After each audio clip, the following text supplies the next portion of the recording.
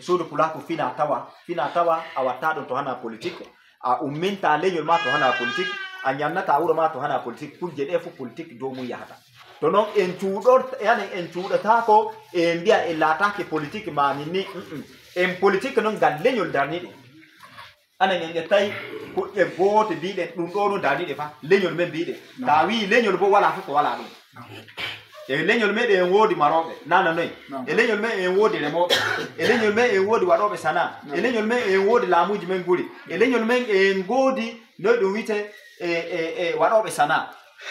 wala fof koye ngal to noon ta etti parti gota mbiɗa kanga doniɗa hina fewre no leñol kol mbiɗen leñol kol ɗum fof ɗum noon nder e ɗum tawa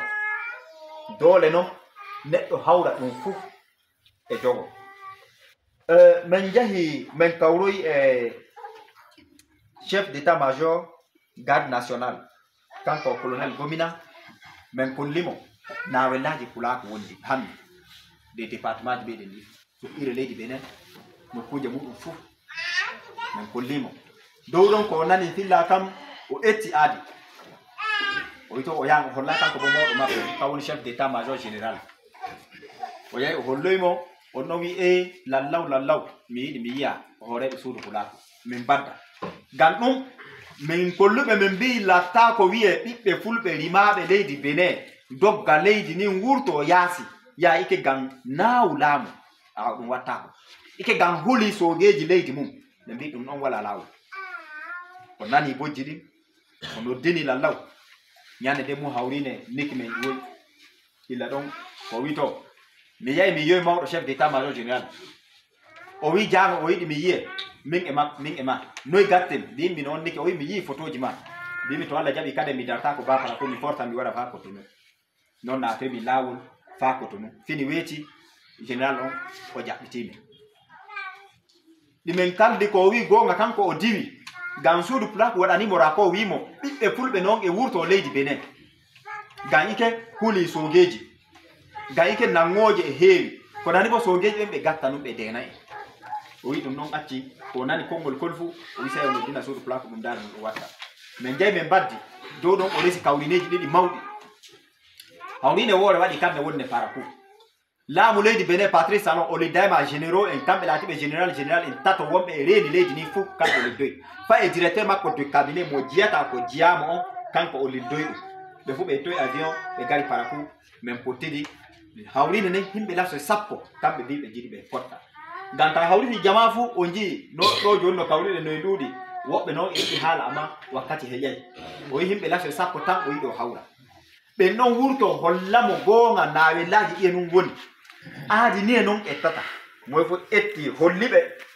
no ɗum woniri ɓe jottake bo hawrin nden yande sappo min gisunone amma laamu leydi haggiɓe toon fa midi ngam e woduno ƴamɗe ɗe ɗo laamu leydi wiɓe hollitaɓe kollitoje hollititaɓe ɓe gara ɓe jottina e suudu pulaku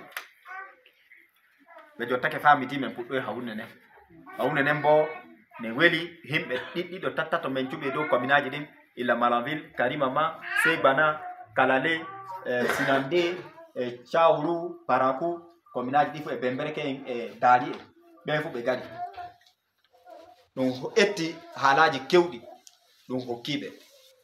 ɓe mbi to tinnoɗen anen bo baajoɗen himɓe men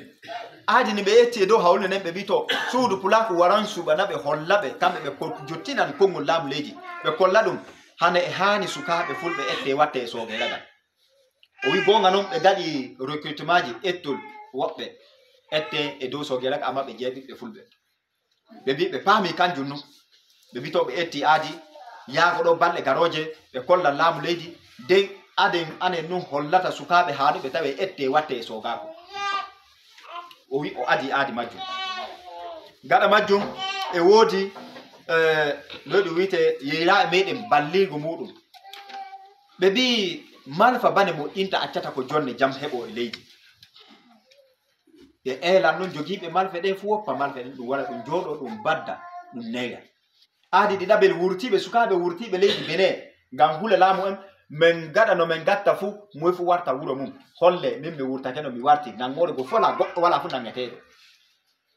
ɓe etti aadi majjum mi lami woɓɓe fuɗɗi e warta ko ɗon dabare lobbere ne chef d'état major général ettidi e suudu pulaku nonne den men kolli men bi be etti e reni e holla o do bonno no e do bonno no neddo tawete non ciaka siire wara e yara nodi kokori wara e nange habbe wi'e jihadisme to lawul woni jomum tawdaka malfa jomum tawdaka kaaje do wala ko jomum tawda min bi dum hana gonga o etti bo lawul gam men nani illa hanki so geelu gonno doymi o yimi wallahi hawrinde mon gaddon parako ne fuddi ko ene golla gam ettanobe holla e sappo pp fu be jippinama e biyan alhamdulillah en jette lam mede leydi Benin Party atakura porte parole non hanne dum yahan lebbi jeego